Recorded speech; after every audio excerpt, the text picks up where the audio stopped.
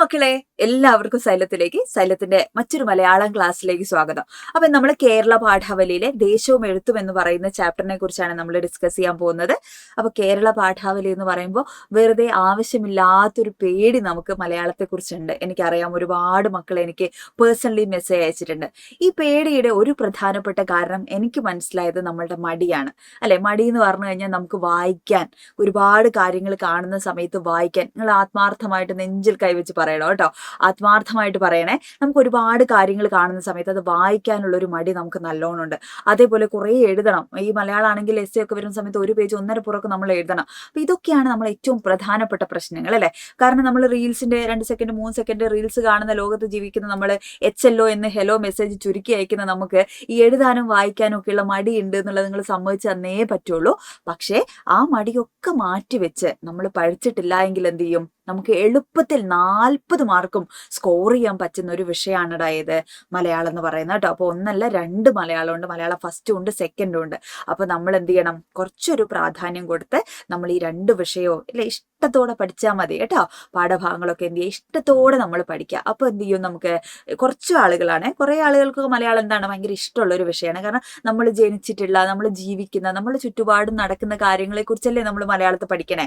അപ്പൊ കുറച്ചുകൂടെ ഈസി ആയിട്ട് എന്ത് ചെയ്യും? നമുക്ക് എഴുതാനൊക്കെ പറ്റും, അല്ലെ? ഇനി അതിന് ഏറ്റവും എളുപ്പത്തിലുള്ള കുറച്ച് കാര്യങ്ങൾ ടീച്ചർ പറഞ്ഞുതരാം.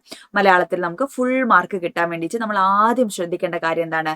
നമുക്ക് എത്ര പാഠഭാഗങ്ങളാണോ ഉള്ളത് അത്രയും പാഠഭാഗങ്ങളെ കുറിച്ച് എന്ത് ചെയ്യാം? ഒരു ധാരണ നമുക്ക് ഉണ്ടാവുക. ഇപ്പൊ നമുക്ക് ഏകദേശം 6ഉം 3ഉം അല്ലെ, 3ാമത്തെയും 4ാമത്തെയും യൂണിറ്റ് 6 പാഠഭാഗങ്ങൾ. അത് കൂടാതെ നമ്മളുടെ 2ാമത്തെ യൂണിറ്റിലുള്ള 3 പാഠഭാഗങ്ങൾ. 3ാമത്തെ യൂണിറ്റ് എന്ന് പറയുമ്പോൾ ഏതൊക്കെ പാഠങ്ങൾ അതിനകത്ത് വരിക? വിസ്തൃത ലോക വിധാനത്തിൽ എന്ന് പറയുന്ന യൂണിറ്റ് ആണ്. അതിൽ ഏതൊക്കെ വരും? നമുക്ക് ഏതൊക്കെ പാഠഭാഗങ്ങളാണ് വരിക? മണ്ണും മനുഷ്യനും എന്ന് പറയുന്ന പാഠഭാഗമുണ്ട്. അതേപോലെ ബത്തേരിക്കടുത്ത് മലങ്കരയിൽ വെള്ളത്തിന് തെളിയാതിരിക്കാനാവില്ല. 4ാമത്തെ യൂണിറ്റ് ഏതാണ്? പിറന്ന നാടിൻ പെരുമയിൽ എന്ന യൂണിറ്റ് ആണ്. അതിൽ ദേശവും എഴുത്തും, ആലപ്പുഴ വെള്ളം, അതേപോലെ മുരിങ്ങാ മരത്തോപ്പ്. കൂടാതെ 2ാമത്തെ യൂണിറ്റ് അത് നമ്മൾ ഓൾറെഡി പഠിച്ചതാണ്, എങ്കിലും ഒന്ന് ഓർത്തെടുത്ത് വെക്കുക. മേ ബി എന്ത് ചെയ്യാം? ചോദ്യം ചോദിച്ചാലോ, നമുക്ക് അറിയില്ല എന്നുള്ള കാരണം കൊണ്ട് എഴുതാൻ പറ്റാണ്ടായി പോകരുതല്ലോ. അപ്പൊ ആ യൂണിറ്റ് കൂടെ എന്ത് ചെയ്യാം? നമ്മളൊന്ന് പഠിച്ചു വെച്ചേക്കുക.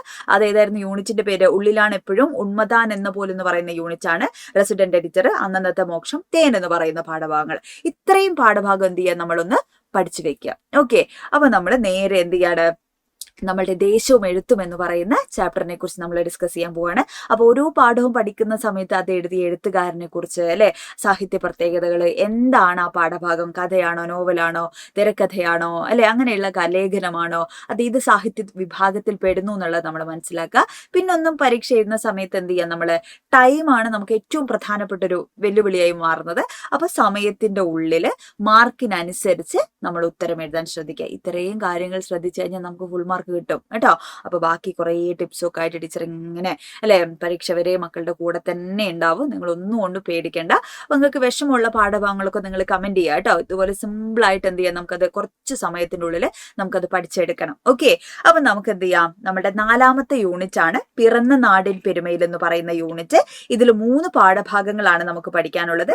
ദേശവും എഴുത്തും, ആലപ്പുഴ വെള്ളം, മുരിങ്ങാ മരത്തോപ്പ്. ഓക്കെ, അപ്പൊ ഈ ഒരു യൂണിറ്റില് പ്രവേശകമായി നമുക്ക് തന്നിട്ടുള്ളത് NK ദേശം, അദ്ദേഹത്തിന്റെ മറുനാട്ടിൽ നിന്ന് എന്ന് പറയുന്ന കവിഭാഗത്തു നിന്നും എടുത്തിരിക്കുന്ന വരികളാണ്. മറ്റേതു നാട്ടിൽ പറിച്ചു നട്ടാലുമെൻ പൊട്ടിയ നാരായ വേരിന്റെ അറ്റത്ത് പൊട്ടിച്ചിനച്ചു തഴയ്ക്കാൻ കൊതിപ്പു ഞാൻ മങ്ങാതെയുണ്ടൻ മനസ്സിലെന്നാളുമീ മണ്ണിൽ കിളിർക്കും കിനാക്കളും പൂക്കളും, അല്ലെ? അപ്പൊ നാട് വിട്ട് ജീവിക്കേണ്ടി വന്നിട്ടുള്ള ഒരു എഴുത്തുകാരന്റെ ചിന്തകളാണ് എന്ത് ചെയ്യുന്നത് ഈ കവിതയിൽ. അപ്പൊ ഏതൊരാൾക്കും ഒരുപാട് കവിതകളും സിനിമ വിട്ടപ്പോ തിരികെ ഞാൻ വരുമെന്ന വാർത്ത കേൾക്കാനായി, ഇന്നും നല്ല പാടുണ്ടെന്ന് എനിക്കറിയാം, ഊഹിക്കുക കേട്ടോ. ഗ്രാമം കൊതിക്കാറുണ്ടെന്ന് അങ്ങനെ ഒരു പാട്ട് കേട്ടില്ലേ? അപ്പൊ എപ്പോഴും നമ്മൾ എന്തൊക്കെ സൗകര്യങ്ങളുള്ള ഇടങ്ങളിൽ പോയി ജീവിച്ചു കഴിഞ്ഞാലും ഓരോ മനുഷ്യനും അവന്റെ ജന്മനാട് എന്ന് പറയുന്നത് വളരെ പ്രധാനപ്പെട്ടതായിരിക്കും, അല്ലെ? അപ്പൊ അവിടെയുള്ള സൗഹൃദങ്ങള്, ഓർമ്മകള്, ജീവിതം ഒക്കെ ഭയങ്കര രസമുള്ള കാര്യങ്ങളായിരിക്കും. അപ്പൊ ജന്മനാടിനോട് കവിക്കുള്ള ആത്മബന്ധത്തെയാണ് എന്ത് ചെയ്യുന്നത് ഈ ഒരു വരികളിൽ നമ്മൾ കാണുന്നതെന്നുള്ളതാണ് അപ്പൊ എവിടെ താമസിച്ചാലും അല്ലെ, ഏത് ലോകത്ത്, ഏത് ദൂസര സങ്കല്പത്തിൽ വളർന്നാലും, ഏത് യന്ത്രവൽകൃത ലോകത്തിൽ പുലർന്നാലും അല്ലെ, മനസ്സിലുണ്ടാവട്ടെ ഗ്രാമത്തിൻ മമതയും അല്ലെ, എന്താ പറയാ, വൈലോപ്പിള്ളിയുടെ വരികളാണ്. അതായത് നമ്മൾ ഏത് ലോകത്ത് പോയി ജീവിച്ചു കഴിഞ്ഞാലും നമ്മളുടെ വേര് എന്ന് പറയുന്നത് എവിടെയായിരിക്കും? നമ്മളുടെ ജന്മനാട്ടിലായിരിക്കും അല്ലെ. ആ ഒരു ആശയം തന്നെയാണ് നമ്മളുടെ അല്ലെ ഈ ഒരു കവിതയിലും എന്ത് ചെയ്യുന്നത് നമ്മൾ കാണുന്നത്. അപ്പൊ ആ നാട് സമ്മാനിച്ച ഓർമ്മകളെ കുറിച്ചും ഒക്കെയുള്ള അനുഭവങ്ങളാണ് എന്ത് ചെയ്യുന്നത് നമ്മളുടെ കവിതയിൽ അല്ലെ എനിക്ക് ദേശം എന്ത് ചെയ്തിരിക്കുന്നത്, അവതരിപ്പിച്ചിരിക്കുന്നത് എന്നുള്ളതാണ്. അപ്പോൾ ഈ ഒരു യൂണിറ്റിൽ നമുക്ക് 3 പാഠഭാഗങ്ങളാണ് നമുക്ക് പഠിക്കാനുള്ളത് കേട്ടോ.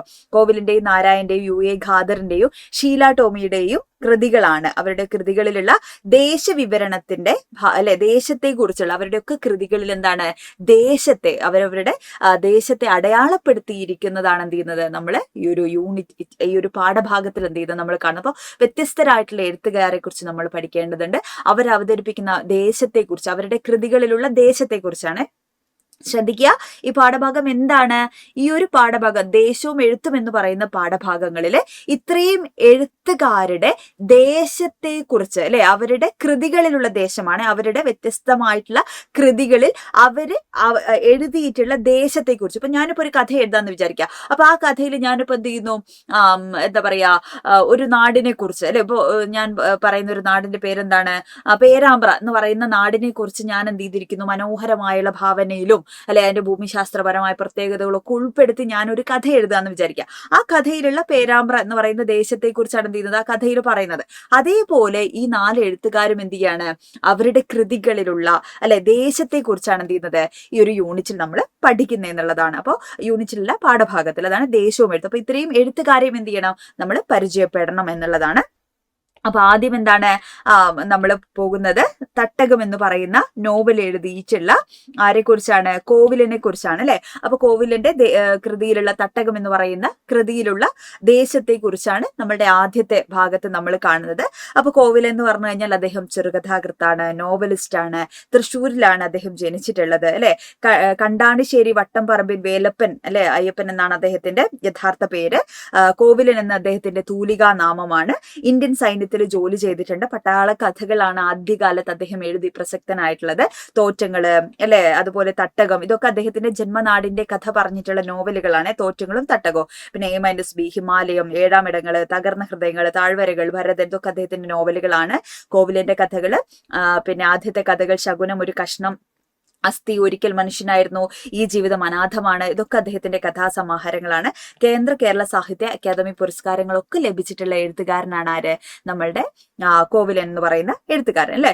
അപ്പൊ കോവിലിന്റെ ആത്മകഥാപരമായിട്ടുള്ള അല്ലെ, ആത്മകഥാംശമുള്ള ഒരു നോവലാണ് ഇത് തട്ടകം എന്ന് പറയുന്ന നോവല്. ഈ നോവലിലുള്ള ദേശത്തെ കുറിച്ചാണ് എന്ത് ചെയ്യുന്നത് നമുക്ക് ആദ്യത്തെ ഭാഗത്ത് നമ്മൾ പഠിക്കാനുള്ളത്.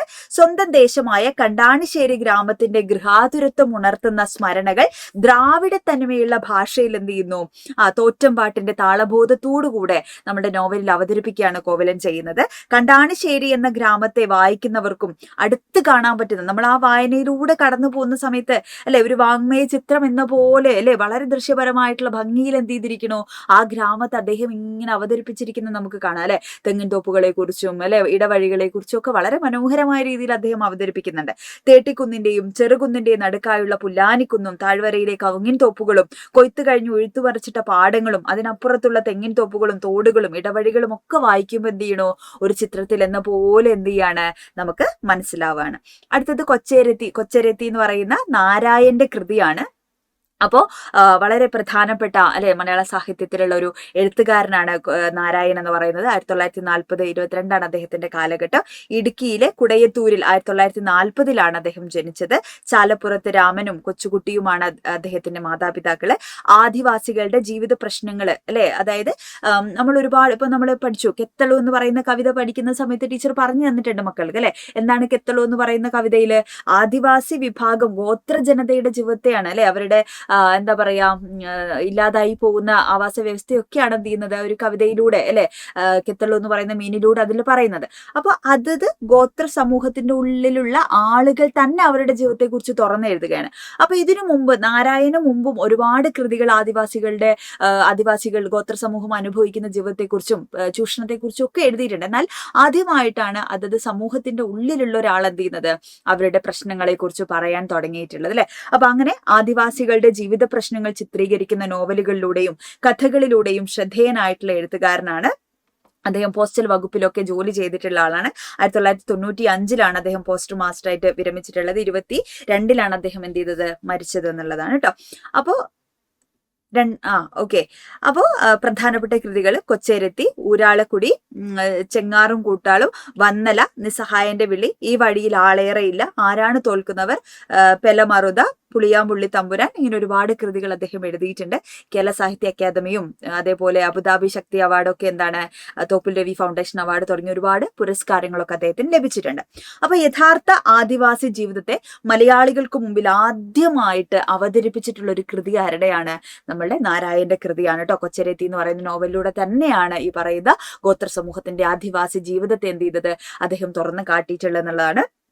ആദിവാസി സമൂഹത്തിന്റെ ഉള്ളിൽ നിന്ന് തന്നെയുള്ള എഴുത്തുകാരൻ തന്നെ എന്ത് ചെയ്യുന്നു അവരുടെ ജീവിതം അല്ലെ എപ്പോഴും അതത് സമൂഹത്തിന്റെ ഉള്ളിൽ നിൽക്കുന്ന ആളുകളാണ് എന്ത് ചെയ്യുന്നത് അതിനെക്കുറിച്ച്. ഇപ്പൊ നമ്മൾ ചരിത്രം രചിച്ച നാടകം പഠിച്ച സമയത്ത് നമ്മൾ വായിച്ചു അല്ലെ, നമ്മുടെ അടുക്കളയിൽ നിന്ന് അരങ്ങത്തേക്ക് എന്ന് പറയുന്ന നാടകത്തെ കുറിച്ച് പറഞ്ഞപ്പോൾ നമ്മൾ പറഞ്ഞു അല്ലെ, ആ ബ്രാഹ്മണ സമുദായത്തിന്റെ നമ്പൂതിരി സമുദായത്തിന്റെ ഉള്ളിലുള്ള പ്രശ്നങ്ങളെ പുറത്തുള്ള ഒരാൾക്ക് ഒരിക്കലും എന്ത് ചെയ്യില്ല തുറന്നെഴുതാൻ പറ്റില്ല അല്ലെ. അതേ സമുദായത്തിന്റെ ഉള്ളിലുള്ള ആളുകൾ വീട്ടിൽ അതിനെക്കുറിച്ച് എഴുതിയപ്പോഴാണ് നമ്മൾ ലോകം അതിനെ അറിഞ്ഞത്. അതേപോലെ KT മുഹമ്മദ് എന്ന് പറയുന്ന നാടകക്കാരൻ അല്ലെ, അപ്പൊ അദ്ദേഹം എന്ത് ചെയ്തു അദ്ദേഹത്തിന്റെ സമുദായത്തിന്റെ ഉള്ളിലുള്ള പ്രശ്നങ്ങളെ നാടകങ്ങളിലൂടെ അവതരിപ്പിച്ചപ്പോഴാണ് അത് പുറം ലോകം അറിഞ്ഞത്, അതിനൊക്കെ മാറ്റങ്ങൾ വന്നിട്ടുള്ളത് അല്ലെ. അപ്പൊ അതേപോലെ ഇവിടെ കൊച്ചരേത്തി എന്ന് പറയുന്ന നോവലിലൂടെ എന്ത് ചെയ്യാണ് നാരായണനും അല്ലെ തനിക്ക് പറയാനുള്ള കാര്യങ്ങൾ പറയുകയാണ് ചെയ്തിട്ടുള്ളത്. അപ്പൊ പതിറ്റാണ്ടുകൾക്ക് മുമ്പ് എഴുതി തീർന്നിട്ടുണ്ടെങ്കിൽ കൊച്ചരേത്തി അച്ചടിച്ച് വന്നത് 1998 1999 കേരള സാഹിത്യ അക്കാദമി പുരസ്കാരവും ലഭിച്ചിട്ടുള്ള കൃതിയാണേത് കൊച്ചരേത്തി എന്ന് പറയുന്ന കൃതി.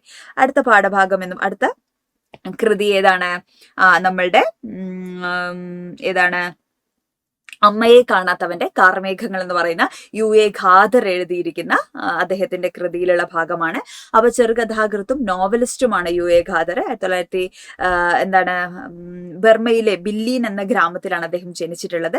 അമ്മ ബർമക്കാരിയാണ്, അച്ഛൻ കേരളീയനും. അപ്പൊ ഇങ്ങനെ അദ്ദേഹം പഠിക്കുന്ന സമയത്ത് വേറൊരു സ്ഥലത്ത് പോയി പഠിച്ചിട്ടുള്ള ആളാണ്. അപ്പൊ ബർമയിലുള്ള ജീവിതം അതേപോലെ കേരളത്തിലുള്ള ജീവിതം ഇങ്ങനെ 3 ദേശങ്ങളാണ് എന്ത് ചെയ്തിരിക്കുന്നത് അദ്ദേഹത്തിന്റെ ജീവിതത്തിലൂടെ കടന്നു പോയിട്ടുള്ള 3 ഇടങ്ങളിൽ താമസിക്കേണ്ടി വന്നിട്ടുള്ള ഒരാളാണ്. അപ്പൊ ആ ഒരു കൺഫ്യൂഷൻ ഒക്കെ എന്ത് ചെയ്യുന്നുണ്ട്, ഏത് ഇടമാണ് അദ്ദേഹത്തിന് ഏറ്റവും പ്രിയപ്പെട്ടതെന്ന് പറയുന്ന ആ ഒരു കൺഫ്യൂഷനൊക്കെ നമ്മളുടെ കൃതിയിൽ കാണാൻ പറ്റുന്നു. അപ്പോൾ അദ്ദേഹം അല്ലെ അച്ഛന്റെ നാടായിട്ടുള്ള നമ്മുടെ കേരളത്തിൽ എന്ത് ചെയ്യാണ് അദ്ദേഹം താമസമാക്കുകയാണ്. കേരള വകുപ്പിൽ അല്ലെ ആരോഗ്യ വകുപ്പിലൊക്കെ അദ്ദേഹം ജോലി ചെയ്തിട്ടുണ്ട്. ചങ്ങല, ഘോരശിവം, അറബിക്കടലിന്റെ തീരം, നാണിക്കുട്ടിയുടെ നാട്, ഇങ്ങനെ ഒരുപാട് കൃതികൾ എഴുതിയിട്ടുണ്ട്. കേരള സാഹിത്യ അക്കാദമി അവാർഡുകൾ ലഭിച്ചിട്ടുള്ള ആളാണ്. അപ്പോൾ ജന്മദേശത്തെ കുറിച്ചുള്ള മനോഹരമായിട്ടുള്ള ചിത്രങ്ങളാണ് UA ഖാദർ അദ്ദേഹത്തിന്റെ കൃതിയിലൂടെ അവതരിപ്പിക്കുന്നത്. ജനിച്ചു വളർന്ന ബില്ലിയൻ ഗ്രാമമാണോ, പഠിച്ചു വളർന്ന കോവിൽക്കണ്ടി ദേശമാണോ, വാർദ്ധക്യത്തിന് ശയ്യൊരുക്കിയ തൃക്കോട്ടൂര് അംശം പാലൂര് ദേശമാണോ തന്റെ യഥാർത്ഥ ദേശം എന്ന് ചിന്തിക്കുന്ന എഴുത്തുകാരനെയാണ് നമ്മൾ പാഠഭാഗത്തിൽ കാണുന്നത്. അപ്പൊ ഈ ഒരു പാഠഭാഗത്ത് നിന്ന് ഏത് തരത്തിലുള്ള ചോദ്യങ്ങളായിരിക്കും വരിക എന്നുള്ളൊരു അല്ലെ, നമുക്ക് ചിലപ്പോൾ എന്ത് ചെയ്യാം ഇങ്ങനെ ഒരു ചോദ്യം ചിലപ്പോൾ നമ്മളോട് ചോദിക്കാം അല്ലെ, അമ്മയെ കാണാത്തവന്റെ കാർമേഘങ്ങൾ എന്ന ശീർഷകത്തിന്റെ ഔചിത്യം വ്യക്തമാക്കുക എന്നൊക്കെ തുടങ്ങിയിട്ടുള്ള തരത്തിലുള്ള എന്ത് ചെയ്യാം ചോദ്യങ്ങളൊക്കെ നമുക്ക് ചിലപ്പോൾ ഈ ഒരു പാഠഭാഗങ്ങളെ ആസ്പദമാക്കി നമ്മളോട് ചോദിച്ചേക്കാം. ഇപ്പൊ ബർമയിലെ ബില്ലീൻ എന്ന ഗ്രാമത്തിലാണ് UA ഖാദറിന്റെ ജനനം. ബർമക്കാരിയായ അമ്മ UA ഖാദർ ജനിച്ച് 3-ാം നാൾ മരണപ്പെടുകയാണ്. അങ്ങനെ മലബാറുകാരനായിട്ടുള്ള അച്ഛനോടൊപ്പം UA ഖാദർ എന്ത് ചെയ്യാണ് 8-ാം വയസ്സിൽ അച്ഛന്റെ ജന്മദേശമായിട്ടുള്ള പാലൂരിലേക്ക് തിരിച്ചു വരികയാണ്. ജനിച്ചു വീഴുന്ന ദേശമാണ് ഒരാളുടെ ജന്മദേശം അല്ലെ. അങ്ങനെ നോക്കുന്ന സമയത്ത് എവിടെയാണ് ബർമയാണ്. പിറന്ന നാടെന്നും അദ്ദേഹത്തിന് വേദനിപ്പിക്കുന്ന ഒരു ഓർമ്മയാണ്, അമ്മയെ നഷ്ടപ്പെട്ടതാണല്ലോ അല്ലെ. അപ്പൊ ജന്മം നൽകിയ അമ്മയുടെ മുഖം പോലും ഓർമ്മ പോലും ഇല്ലാത്ത, ദേശം ഏതെന്ന് വ്യക്തമായി ഉത്തരം പറയാനാവാത്ത, പിറന്ന നാട് അനുഭവിച്ചറിയാനാവാത്ത അദ്ദേഹത്തിന്റെ വേദന അല്ലെ അമ്മയെ കാണാത്തവന്റെ കാർമേഘങ്ങൾ എന്ന് പറയുന്ന ശീർഷകത്തിലൂടെ എന്ത് ചെയ്യാണ് പ്രതിഫലിക്കുന്നത് നമുക്ക് കാണാനാവും. അടുത്ത നമ്മളുടെ പാഠഭാഗം എന്തിനെ കുറിച്ചാണ്? വല്ലി എന്ന് പറയുന്ന ഷീല ടോമിയുടെ കൃതിയെ ആസ്പദമാക്കിയിട്ടാണ്.